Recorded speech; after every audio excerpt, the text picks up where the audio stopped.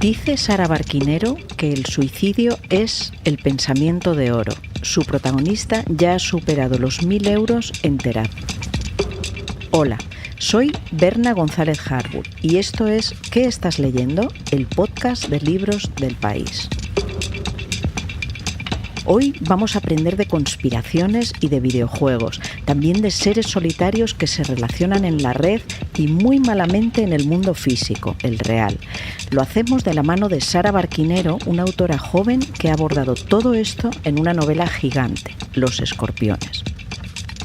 Bienvenidos y bienvenidas a este podcast en el que hoy los únicos algoritmos somos nosotras.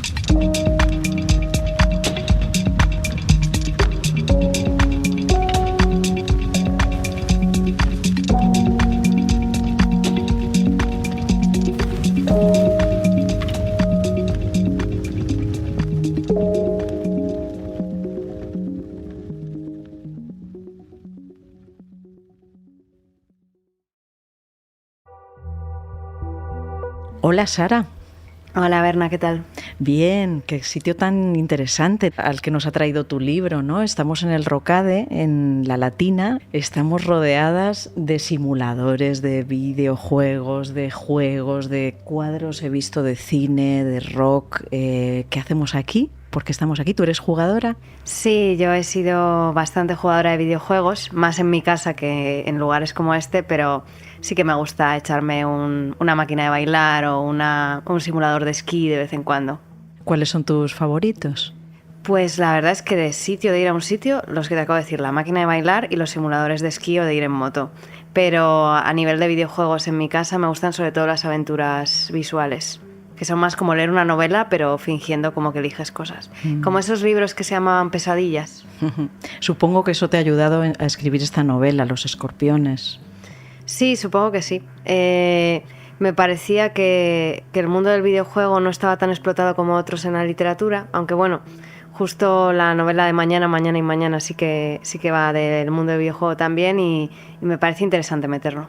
Para empezar, Sara, lo primero que llama la atención es tu edad. Si me permites preguntarte, tienes 30 años, has escrito un novelón de 800 páginas, que es una novela de novelas.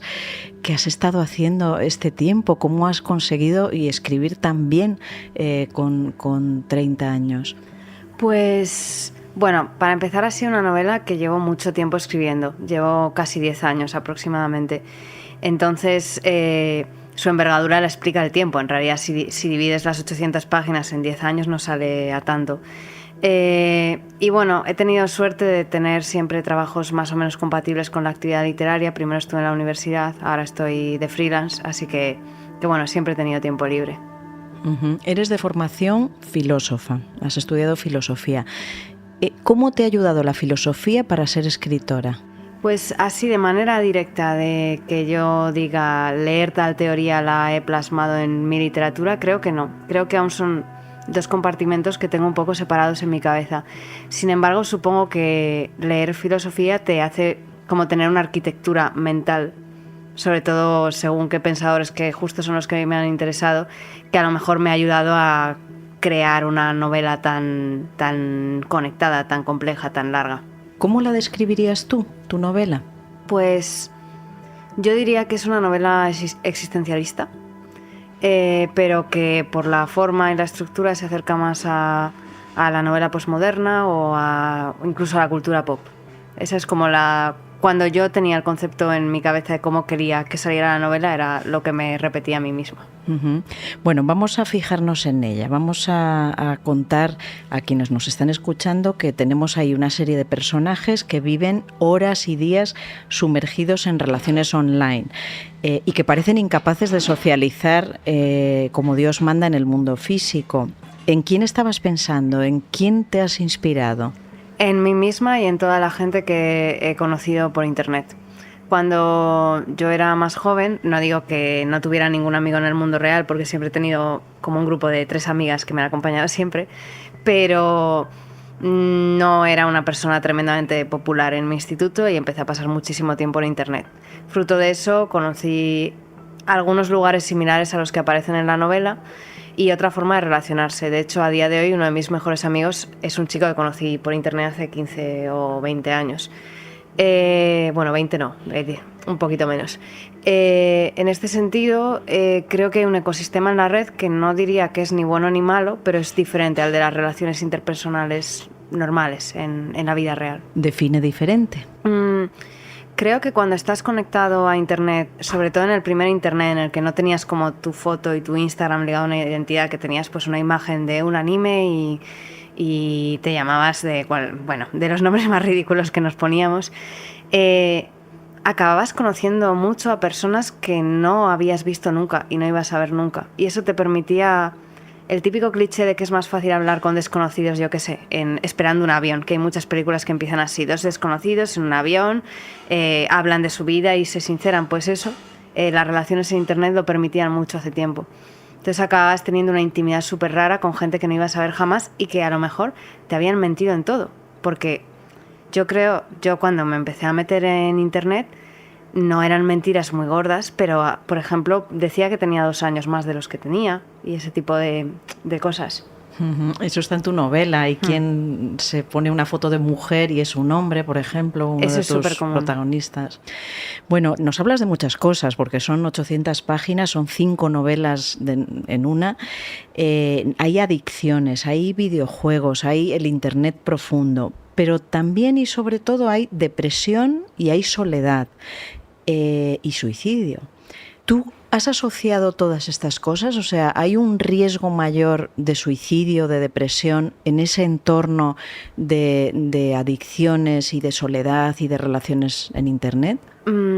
Me parece una pregunta muy difícil porque creo que estadísticamente puede que salga que sí, si viniera un sociólogo que tuviera los datos en la mano, pero yo más bien diría que tanto pasar mucho tiempo en internet como un grado alto de depresión o incluso tentativas de suicidio son un síntoma de algo más profundo, de algo que es lo que te lleva a lo mejor a pasar mucho tiempo en internet, estar deprimido y tener tendencias suicidas, que es la incapacidad de comunicarte con los otros en la vida real. O sea, no diría que pasar tiempo en internet te lleve a la depresión, sino que como estás en una situación, por ejemplo, la cultura incel, que se habla muchas veces de ella, como estás en una situación en la cual no puedes relacionarte como debieras o como te han dicho que debe hacerse, pues a lo mejor empiezas a pasar tiempo en internet y a la vez te deprimes. ¿Y por qué elegiste las teorías de la conspiración, que es un tema que está también muy, muy presente? ¿Son reales? ¿De dónde las has sacado? Pues lo elegí porque me parecía que a nivel social eran un síntoma similar a la depresión. O sea, creo que cuando una persona está deprimida no siente que haya una alternativa ni quiere que la haya. Al menos cuando yo he estado deprimida lo he sentido así. Me parece que hay algo heroico en seguir en mi tristeza.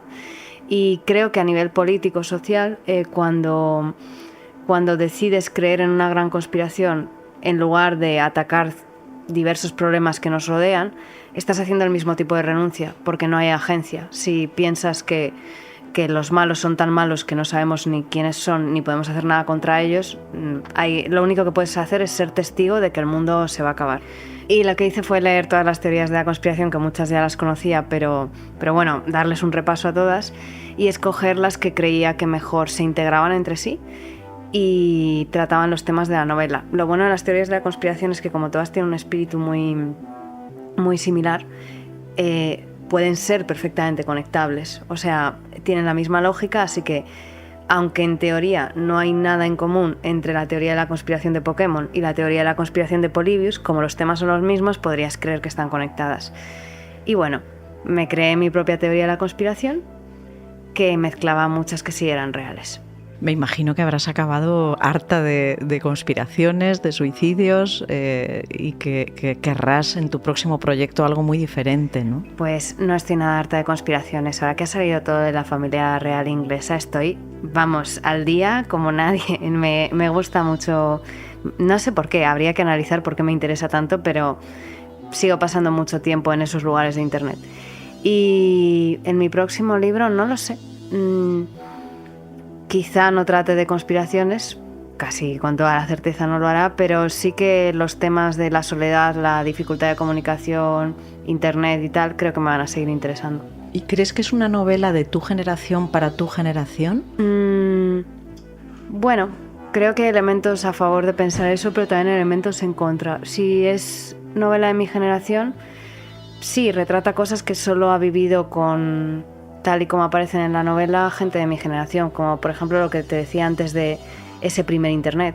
Cuando, vamos, deduzco que hace 15 años, cuando se inició el mundo de los foros y tal, gente de tu edad o de otras edades no estuvo ahí como estuve yo, y mi hermana, por ejemplo, que tiene 7 años menos que yo, no ha vivido ni siquiera lo que es un foro, porque cuando ella ya se metió en internet pues eran redes sociales y otra cosa. En ese sentido sí me parece generacional, pero no diría que está hecha la manera en la que se ha enfrentado la literatura española joven a este tipo de temas. Me parece que en ese sentido hay un registro un poco diferente. Y si está dirigida a mi generación, pues bueno, hay muchísimos guiños en la novela, no solo los obvios de internet, sino incluso nicks de usuarios de foros, tal, que son guiños perpetuos a gente que ha nacido en mi año, en el anterior o en el siguiente. Pero yo diría que los temas que trata pueden apelar a más gente.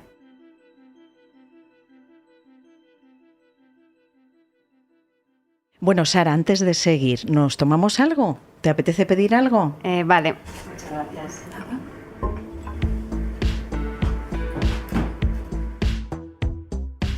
Bueno, este es el podcast que estás leyendo y vamos a hablar de libros. Yo quisiera saber, bueno, primero de todo yo quisiera recomendarte uno que es maravilloso, no sé si lo conocerás, que es de Piedad Bonet, una autora colombiana, sobre el suicidio de su hijo. Es monumental, Lo que no tiene nombre, lo recomiendo a todo el mundo.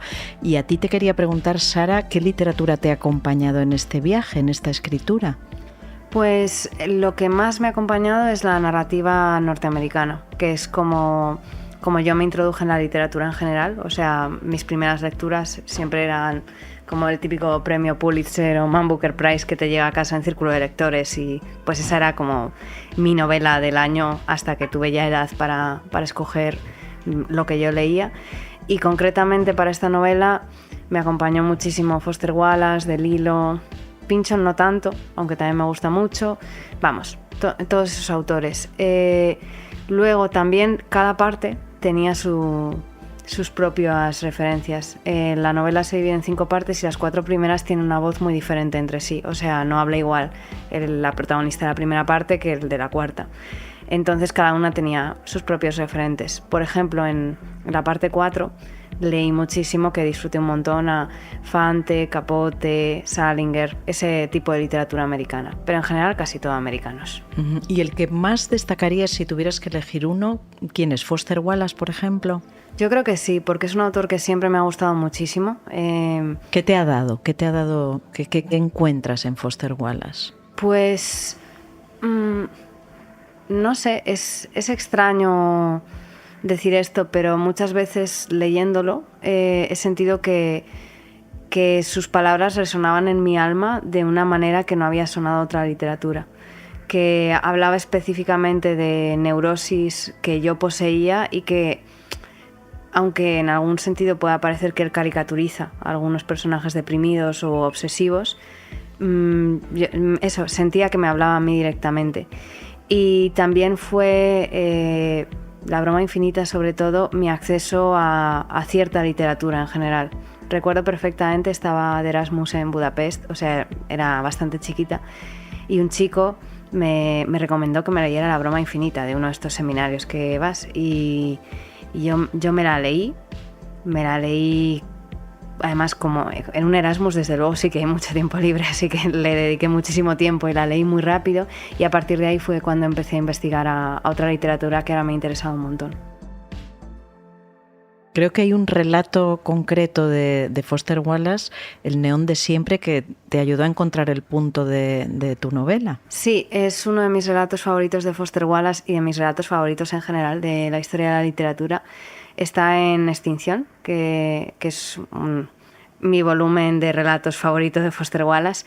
Y cuando sentía que perdía un poco el tono o los temas de la novela, lo volví a releer. Vamos, lo he releído un montón de veces. Uh-huh. Creo que también Mark Fisher, ¿verdad? Has leído bastante de Mark Fisher y el propio Foro de los Suicidas que citas. ¿Qué encontraste ahí? Bueno, en cierto modo, el Foro de los Suicidas podría leerse como una manera corpórea de algunas cosas que explica Mark Fisher. Pero algo que me interesa, no solo del Foro de los Suicidas, sino de cómo se construyen ciertas comunidades en Internet. Y no sé qué pensarás tú de esto o qué podría pensar alguien que no sea de mi generación, pero hay veces que en algunos espacios de la red se construye una suerte de literatura como una especie de épica colectiva, como un canto épico sin personas que destacan sobre otras, porque muchas veces los usuarios son falsos y hay gente que ni se esfuerza, es user 512, y que funcionan como una especie de coro de tragedia. Y eso me interesaba mucho como forma. De hecho, en la primera parte de la novela hay una sección que es como una acumulación de mensajes de foro y me quedé un poco corta, pero me interesa eso, me interesa el valor literario extraño que tienen algunos mensajes que pueden aparecer en un vídeo de YouTube de ASMR. Y de Mark Fisher, más que Mark Fisher me haya ayudado a pensar los temas de la novela, que también, obviamente, diría que es que ha descrito muy bien esa sensación de no hay alternativa, que él no la liga a las teorías de la conspiración, ni mucho menos, pero para mí ha dado justo en el punto, ¿no? Es la falta de alternativa, lo que yo quería describir en mi novela. ¿Y en cine? ¿Qué cine te ha ayudado, te ha arropado, te ha acompañado? ¿Qué cine llevas en la maleta? Yo creo que mi cineasta favorito, que es un poco cliché, sobre todo para alguien de mi generación, es David Lynch. Me gusta mucho su relación con lo siniestro.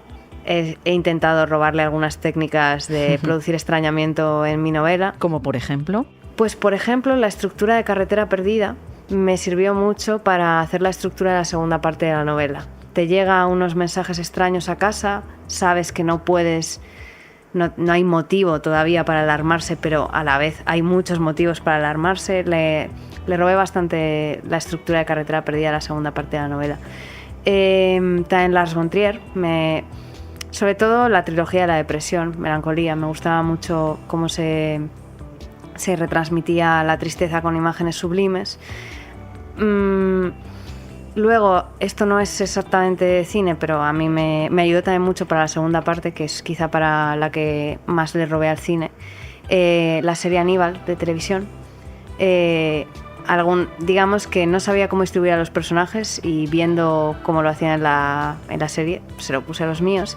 Y para la cuarta parte, aunque no sea exactamente eso, vi un montonazo de cine negro americano. De hecho, fue una época muy feliz porque dentro de las lecturas que te estoy diciendo y de las películas, pues figúrate, me levantaba, leía un poco de Fante, me veía una película de gángsters clásica y me ponía a escribir un rato, era muy agradable. Bueno, me has hablado de tus libros favoritos, de tus películas favoritas. ¿Cuáles son tus videojuegos favoritos? Mi videojuego favorito de todos los tiempos aparece, yo creo que en la primera o la segunda página de la novela, se llama Lo que queda de Edith Finch. Es un juego que yo creo que es multiplataforma, así que aunque no se escuche a alguien que no suele jugar a videojuegos en su ordenador, se lo puede bajar. Y va de una chica que regresa a su gran casa familiar, todo el mundo en su familia ha muerto menos ella, y ella va visitando las habitaciones que se han quedado como mausoleos de todos sus familiares muertos y va descubriendo la historia de la familia.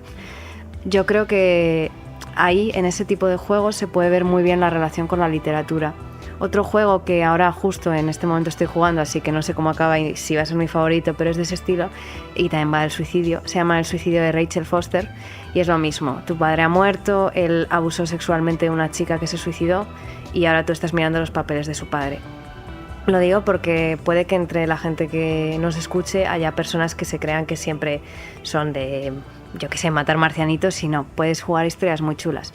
Pero de matar marcianitos, más o menos, también me gusta mucho el Kingdom Hearts, el 2 sobre todo, me parece chulísimo, y el Final Fantasy X. Bueno, voy a preguntarte por los libros que hoy estás leyendo, pero antes vamos a parar un segundo para ahondar en el género que tú trabajas. Le he pedido a un buen amigo, a un gran especialista, que conecte tu obra con el mapa literario. Vamos a escucharle. Hola a todos, soy Jorge Morla, periodista del País, autor de El siglo de los videojuegos, un ensayo en el que con Borja Baz analizo la importancia capital que esta nueva forma de arte tiene en el día de hoy, ¿no? Y esto es a lo primero que me lleva este libro, ¿no? Los Escorpiones me conecta con otros libros que hablan de videojuegos y yo creo que de los exponentes recientes el mejor es Mañana y Mañana y Mañana, de Gabriel Zevin, un libro que salió en 2022, que fue el libro del año para el Times y que es un libro, digamos, literario, signifique lo que signifique eso, que radiografía de forma muy buena el sector, ¿no? Sigue la vida durante décadas de 3 amigos que crean una compañía de videojuegos.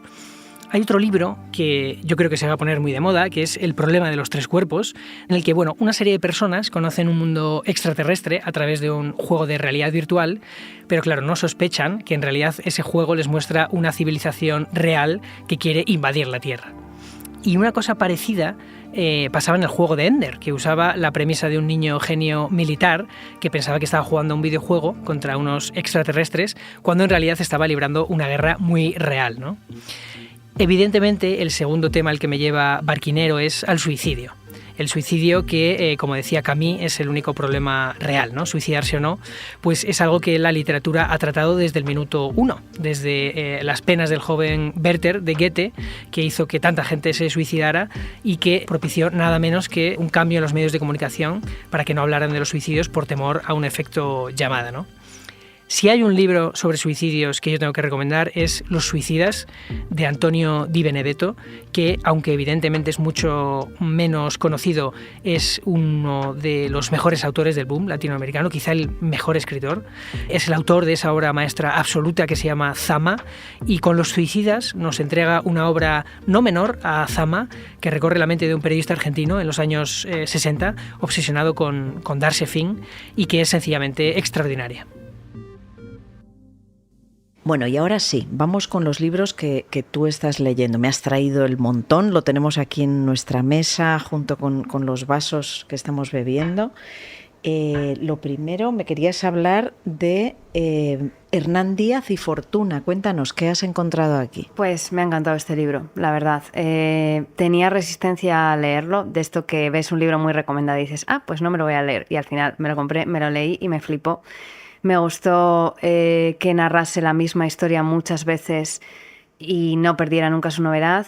Y me gustó un detalle que no puedo decir porque es un súper spoiler, pero hay un detalle narrativo al final de la novela de alguien que escucha sus propias palabras en boca de otra persona que me pareció sublime. Y vamos, tengo pendiente leer el otro libro de Hernán Díaz y ver si tiene más, solo sé que tiene otro, porque me encantó. Veo que has traído varias novelas de novelas, como la tuya, ¿no? La de Hernán Díaz es una, porque si no recuerdo mal, son 3, ¿verdad? 3 novelas en una, pero también has traído Al paraíso de Hania Yanagihara, que ya se convirtió en escritora de culto con tan poca vida. Cuéntanos qué encontraste en Al paraíso. Pues Al paraíso me parece que es una novela que a mí me da la impresión de que se la trata un poco injustamente, porque con todos los lectores que tiene tan poca vida, casi nunca escucho a nadie hablar de Al paraíso, y yo he intentado que muchos de mis amigos se lean Al paraíso y no lo he conseguido. Bueno, para empezar me parece sublimemente escrita. Para seguir, lloré un montón con la novela. Lloré de esto que estás leyendo y se te caen las lágrimas y si hay alguien a tu lado dice, ¿pero qué te pasa? Y bueno, también es una novela de novelas. Supongo que de alguna manera me ayudó a construir la mía, aunque no lo tenía tan claro. No sabría decir en qué medida fue así, pero me ayudó. Y me gustó que jugaba con los mismos personajes y los mismos temas una y otra vez y cada vez de forma más triste que la anterior, y eso me pareció súper bonito. Bueno, doy fe, vosotros los que estáis escuchando no nos veis, pero yo tengo aquí los libros y doy fe de que están arrugados, ojeados, está clarísimo que Sara los ha leído, tal vez releído con fruición. El siguiente que nos trae, también de Estados Unidos, es Bret Easton Ellis, Los destrozos en este caso. Cuéntanos. Pues Los destrozos lo leí este verano cuando estaba escribiendo el final de la novela. Una amiga me dijo cuando leyó mi novela que se notaba que la estaba leyendo en las últimas páginas. Yo creo que es por unas persecuciones de coches que de repente meto en mi novela, que yo normal nunca, vamos, no sé ni conducir, y en ese libro hay muchas persecuciones de coches, así que quizás sí que se lo robé. Y me gustó porque es una historia que te atrapa. Me gusta el género de Ellis, parece que es una novela de autoficción y de repente es un delirio que más vale que sea autoficción, porque si no lo que es una locura. Y además me hizo reconectar con Bret Ellis, que fue un autor que cuando era más joven en Menos que Cero y en American Psycho me gustó muchísimo. Que era la típica niña obsesionada con Menos que Cero. Y lo había olvidado mucho. O sea, de hecho ya como que en mi cabeza estaba considerado como algo pasado de moda en mi cabeza y de hecho ahora me pillé otra vez Menos que Cero y Suites Imperiales y seguro que lo releo en nada. Está claro que te gusta lo norteamericano. Sí. ¿Por qué será? Yo creo que solo por costumbre. Mi primer libro favorito como bueno, vamos a decirlo, era norteamericano, que era de Palahniuk, era el de Monstruos Invisibles. Y luego creo que el siguiente así favorito gordo fue El Guardián entre el Centeno. Esto quitando lo típico que te gusta, Crepúsculo y este tipo de cosas. Entonces yo creo que una vez coges un tino, tiras por ahí.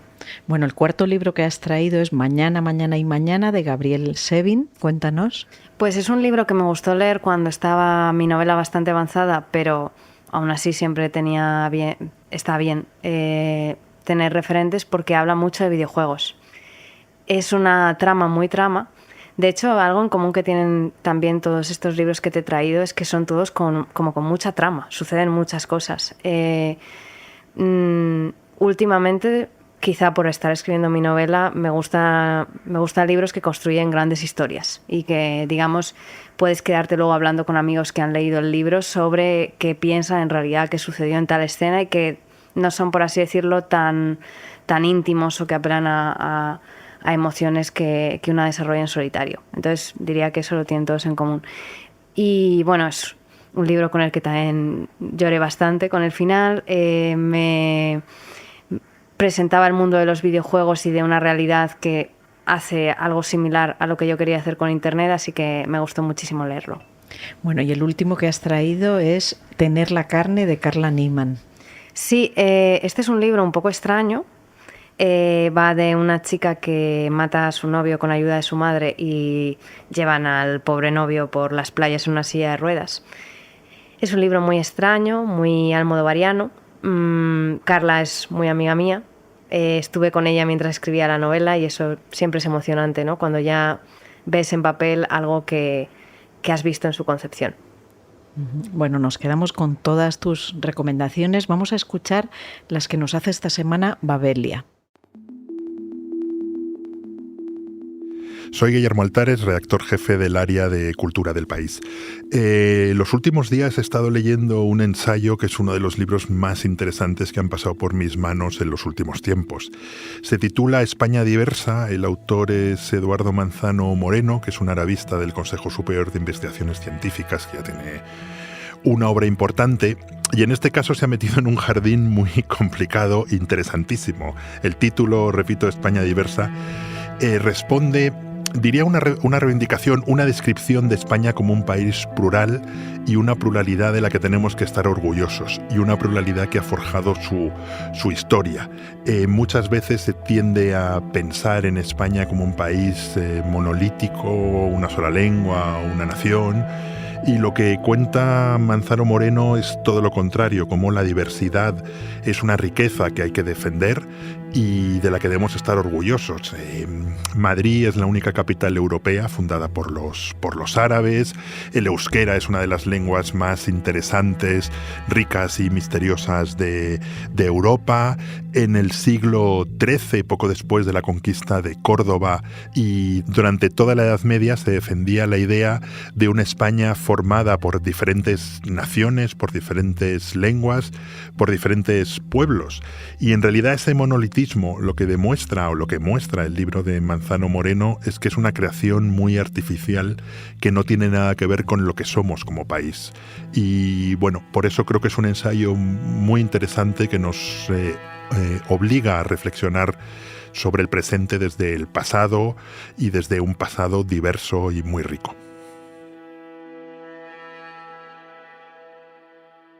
Bueno, Sara, ha sido un placer conocerte, de verdad, y aprender de ti.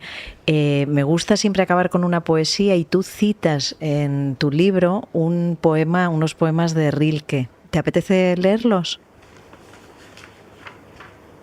De lo contrario, esta piedra parecería carecer de rostro, por debajo de la translúcida cascada de los hombros, y no tendría ese brillo de pelaje de bestia indómita, y no podría, desde todas las fronteras de sí mismo, estallar como una estrella, pues ahí no hay lugar que no te mire. Debes cambiar tu vida. Muchas gracias, Sara. Gracias a ti.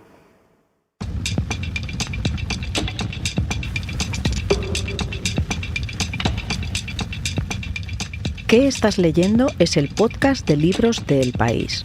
Lo presenta y edita Berna González Harbour, con dirección de Silvia Cruz La Peña. La realización es de José Juan Morales, la edición de Ana Rivera y el diseño de sonido de Camilo Iriarte. Pronto volveremos con otro libro, otro tema y otro podcast. Gracias por escuchar.